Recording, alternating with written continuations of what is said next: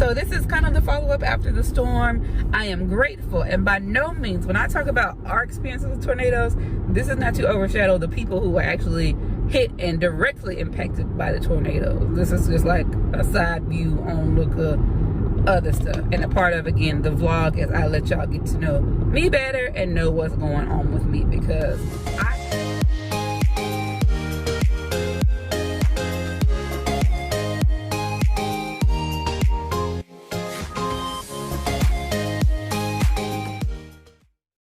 Hey Fix It friends, I have to apologize before this video gets into it because I realized that playing this back and editing that there was something hanging from my rearview mirror that caused a lot of feedback or like vibration in this audio. So I apologize, but it's a good enough story that I still wanted y'all to get to hear it. So just wanted to give y'all that disclaimer and warning in advance. Check it out. Hey y'all, it's Fix It with Fran, where I talk about all things faith, family, food, and fun.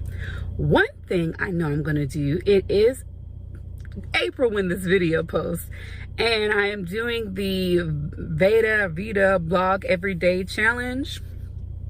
And I have realized in critiquing myself and looking back at some of my own videos that many videos ago, I think I mentioned a habit that I had even from like being younger and having to get up and do things in church and speak and read the announcements. I had this habit that I knew of, that when I would get up and I just needed to get something done, I would rush through it. And my mentors that I do thank God for would be like, you're gonna start over.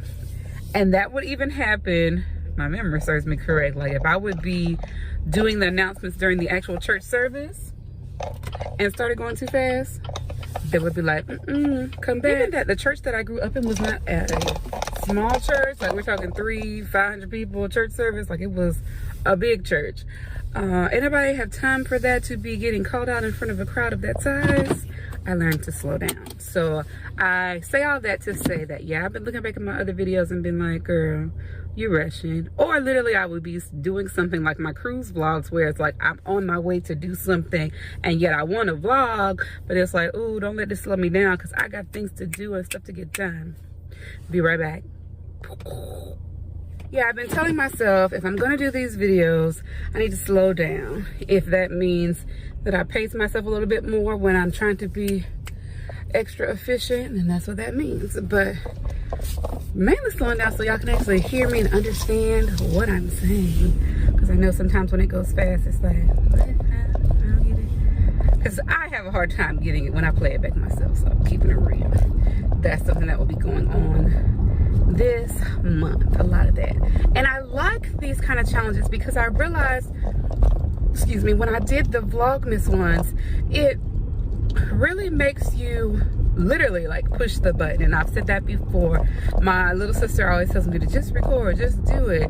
And I'm still sometimes hesitant to do that, but when I have these challenges and I've made myself accountable by sharing with you all that that's what I'm doing, then it's like you gotta do it. So I think by the time this video posts, other videos will have been shared in sequence because I already have them scheduled to load. Like I'm at least a week out, solid content, and then I have some other weeks that are scheduled in advance. So we're coming up on almost being done for the month, if that makes sense. Like the month hasn't even started yet. Technically I'm recording this in March, but yeah, it made me sit down and finish editing some videos that I had meant to do. So all of this is important because when I talk about mom life and real mom girl-ish, I've really gotten focused in this year, or at least in these last couple of months after everything that occurred last year, about carving out my own space. And yeah, I guess it's kind of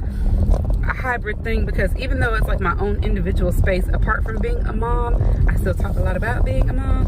But I guess it's like going from that front row view. Like there was some analogy that I heard before in life about like how people have certain access to your life. There are some people that have front row seats and contribute in a way where they earn those front row seats, and there's other people who watch from a distance, and some people that even watch like from the balcony.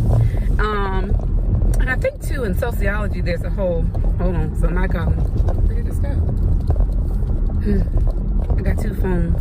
One needs a charge. This one is plugged up. That's a Drake reference, I think. Yeah, Money in a Grave. But back on topic. What was I saying? I was talking about something being hybrid. Oh, there's a sociological theory that talked about two. There's one that talks about the looking glass self, and that's like you and your reflection and how you interpret the world perceiving you. But then there's the other one that's like, how do they phrase it? It's like levels of view, and I keep thinking of like what they call the helicopter view. I'll have to look that up and see what I'm even thinking about, because I know we did that in my undergrad sociology courses, and then we talked about it again as a part of the MPA program. But what am I thinking of? Anyway, in this series, or even in some of these vlogs that I do, sorry about the sun, relative to mom life and vlogging and life apart from being a mom, I think it's important that like I'm in it and I'm in the thick of it and I'm doing stuff and I'm being Monica's mom and I'm processing the pregnancy losses, and then you think about future conception and if you're going to try for more kids, like that's all very internal front row stuff that I do, and I'm not stepping out of that. But part of these vlogs is me kind of stepping out and taking that higher level view, or that helicopter view of like what is going on and how am I feeling and what are these other aspects of my life, like the social worker, the community organizer, the community outreach person, that aren't limited to just the aspect of being Monica's mom or future mama or other stuff. So interesting to me that my light is green to turn and somebody went through their light.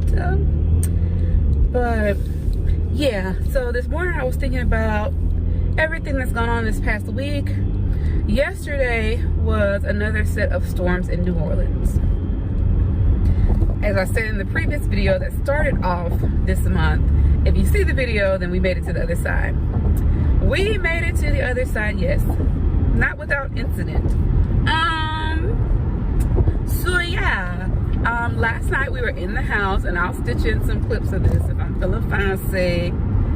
Lightning struck our house. We're pretty sure. Somebody's gonna be coming out, if not today, hopefully sometime this week, to check our solar panels to see if the solar panels are still functioning properly.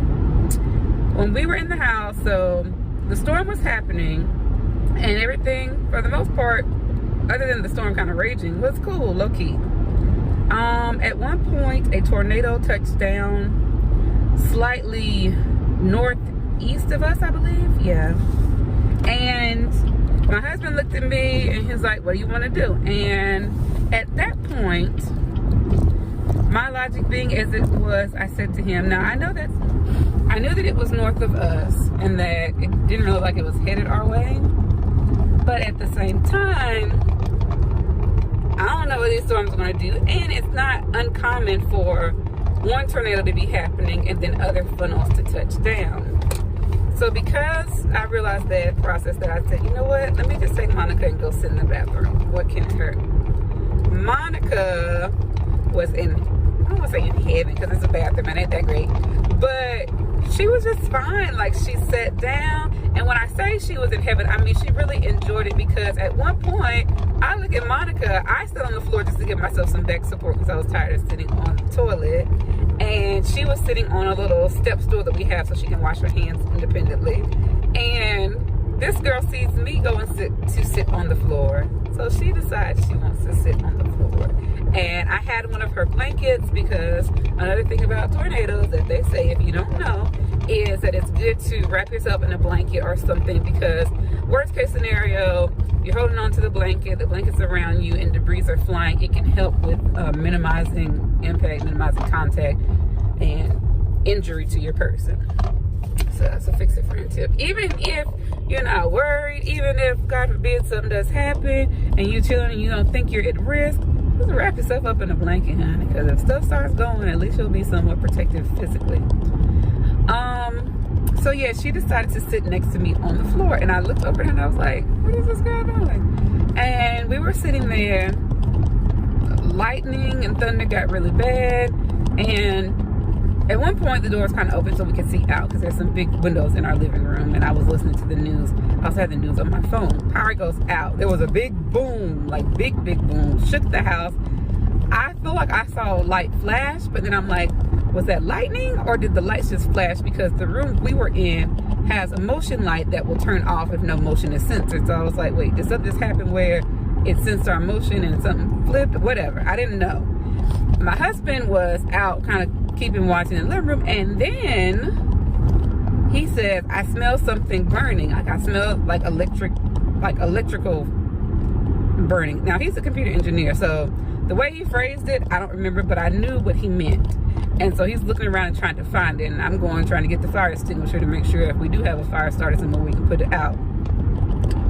Yeah.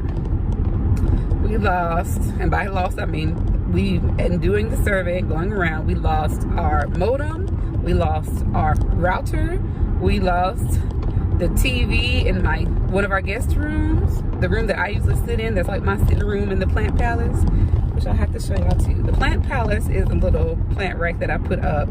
It's kind of like triangular, which made me think of like castle, palace, whatever. So I named it the plant palace. It's also one of the few windows on the front of our house which gets, I think, morning and noon sun. I think it's south facing, could be wrong, don't quote me on this. Our house is actually like catty corner when it comes to like north, south, east, west directional, so it's like on the tilt. Maybe the house faces north and southwest, I don't remember, but no, it's southeast because sun rises in the sun rises in the east and sets in the west. Nope. Yeah, because y'all are hearing some of my mental processing, and I'm like, yeah, because the east coast starts first, so the sun rises in the east and sets in the west. Gotcha. Yeah, that part of the house gets sun first, so I think it's southeast. Anyway, I don't know if I'll look at the actual map of the house to matter. I don't think it's that relevant to me. So that's where a lot of my plants sit and exist. That TV is gone. I will show y'all where it literally, like, he couldn't figure out which room it was. I tend to have a more keen sense of smell and hearing, sometimes to my detriment. So I went upstairs, and as soon as I walked in the guest room, like, I could tell that the scent was most intense in that room. And it literally smelled like, I mean, for ladies, if you know the smell of like a curling iron when it needs to be clean or when it has too much product on it, it was kind of like that. But it was also more like electrical fire. Like, it smelled like something wasn't right, pretty much. So yeah, took the TV out, and it was so melted or so like charred, electrocuted, singed, that it was stuck in the outlet. So I asked my husband, are we gonna need to change that physical outlet? Because it was hard to get the plug out. He literally had to pull it, and then you could see where the metal prong was melted, I guess, around the contact point, whatever the case may be. Technical terms I don't know the words for. He has these things that you can use to test plugs to make sure that they're functioning correctly. So he said he's going to test it. But that happened. Another reason that I was initially planning to work from home, because at first we knew that we were going to have the solar people come back out and check them as of last night, and I said, oh, I'll just stay here and work from home. Can't do that because I have no internet other than like cellular service, so that sucks. Also sucked because we have a smart home. Like, most of our electrical switches are Wi-Fi, and Wi-Fi coordinated, like with smart things and Alexa and Google Home and all that.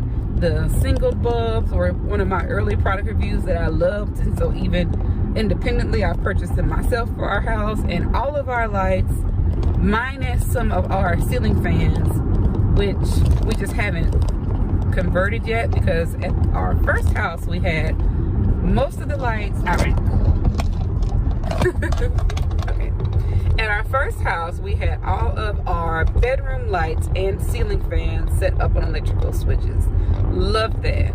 Was so convenient once we had that done, especially after we had Monica, and it was just one less thing you had to get up and do. You could tell Alexa or Google to turn the lights on and off. You could turn the fan on and off. You could adjust the speed of the fan. You could adjust the brightness of the lights, because we also had them with the dimmers. So because we haven't done that yet in the new house, which is just, you know, taking the time to like switch stuff off, turn the circuit breaker, ain't anybody had time to do that yet. So what we will have to do is to do that at some point later in life.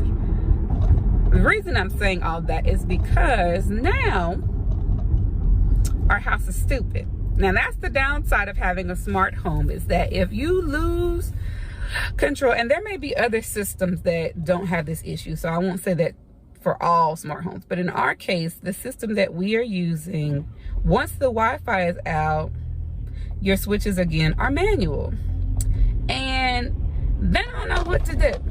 So we have switches, and it may also be a thing that maybe these switches got messed up as a part of the surge, because when you go to push the buttons physically turn off, the light still won't turn off. Now there's an on-off switch, so any of these smart switches, let's get into a whole nother video, will allow you to manually override them on a normal situation. And by manually override, I mean even though the Wi-Fi may be set to go on and off, and we have the IFFT technology and all that, when you go to the switch and push the button, it should act like a regular switch and turn off. No. Right now, all of our like outdoor lights, our night feature lights, our little post beam light, all of them are on. And I literally set the button today and like pushed it, looked at it while I was pushing it, won't turn off. And so that's what I mean. Like even with cars, I feel like the smarter things become, the more remedial we are whenever they stop functioning correctly. And I remember my husband at one point was driving one of the Impalas where they started having more smart features and like the electrical panel. So there was old school stuff that I used to know how to do, like if your car was overheating, how to pull the heat off the engine. Couldn't do that because the computer would decide after so long, like, oh no, this is bad, we need to like shut this down, and it would shut back down. So I told him, I said, the smarter stuff gets, especially with cars, the more stupid we are when stuff goes wrong and we need to fix it, or at least figure out a workaround. So nothing against the smart house stuff, is just that's another thing we're dealing with now. So at some point the solar panel people will have to come out. I know my husband is trying to get all the stuff replaced because a computer engineer cannot be without their computerness and Wi-Fi-ness. So we both took some L's individually on that. I had bought the TV for the guest room, and it was funny because I literally was saying to my husband, maybe like yesterday, day before, even sometime within the last 7 days, like, oh, that TV's too little, I eventually want to switch it, woo woo woo, TV dead. Like, I took it out, I was like, yeah, let's see, just maybe it'll work in a different plug. Yeah, it's gone. So I looked at that this morning and I said, well, maybe I'll use this as an opportunity, because sometimes I am chilling in that room and go to sleep in that room, or if my husband is snoring and I just need a break, that's the room that I end up in. So I said to myself, maybe I'll use this as an opportunity to try out, okay, what are we doing? Okay, what are we doing? Okay, go ahead. That is still four-way stops in New Orleans. People don't understand it. Maybe I'll use this as an opportunity to try out that theory of I'm going to go to sleep in a room with no TV, because I know from reading different things, like the whole blue light and like sleeping with electronics in the room or sleeping with the TV on can be clearly this ain't the mount for this process, but sleeping in the room with electronics, even if they're not on, especially sleeping in the room with the TV on, it's not supposed to be the best thing for a restful night's sleep. So we'll see. Am I going to get rid of it, or at least get a new one? Maybe I'll decide not to if I find that I'm getting a more restful night's sleep without the TV in the room. How am I going to test that? I am going to test that because I wear my Fitbit usually, even to sleep, because that gives me a recap or review of how restful my sleep was. So I figure I can use this for my Fitbit betterment of my health to see what it does. I'm just making up stuff while I'm driving. I don't even know. Another thing that I will be doing this month is really working on my personal wellness, mental health wellness, physical wellness. What that mean? I should be talking to a counselor at some point. Grief and loss and that kind of stuff probably coming up. I probably won't talk about that as much here. One, because I don't know if I'm gonna be able to get an appointment and set it up who I want to. Two, if I don't like it, I'm gonna switch. Three, it's my business, so I don't have to talk about everything on here, believe it or not. I am still a private person, even in the midst of life. So, yeah. And two, Hadn't been able to start working out with the trainer yet. That was something I mentioned in an earlier video. Still want to do that. Scheduling issues and things between like the folks involved. But I've been donating funds to Planet Fitness like this whole pandemic. I need to start using my membership again, so that's something I want to do. I have started just working on eating differently. I have started more of a low carb. I can never say I'll be completely keto, but low carb ish. So I'll be doing that, and I'll show y'all too some of my different things that I find at Costco. So there should be a video that's already set to post if it hasn't posted already, things that I found at Costco, and also highlighting different keto or keto friendly, low carb friendly items. And I'm going to be coming back through and showing y'all the recap of those. So like things that I've liked that week, things that I know I'm going to go back and get again, things that were on special. Like I know a lot of the different specials in the current sales are going to be ending on April the 3rd. And I can already tell you, I'm going to be going back and getting these Plum Crisps because they were amazing. I am going to be getting some more Envy apples because now Monica has literally decided, with no instruction or encouragement from me, that she needs an apple a day, and she will come home and ask for her snack, which now includes the request of an apple. I did not plan on sharing my Envy apples with her. I don't want to be mean, but like, these were my apples, Monica. Like, I like these apples. So I think there's a dozen in a box that I thought were going to last me at least like a week, maybe 2. They're almost gone. Because I get an apple, Monica wants an apple. Monica wants an apple, she'll ask for a second apple. Like, ma'am, these are not your everyday apple, which I'm sure is why you like them. Like, my little bougie baby.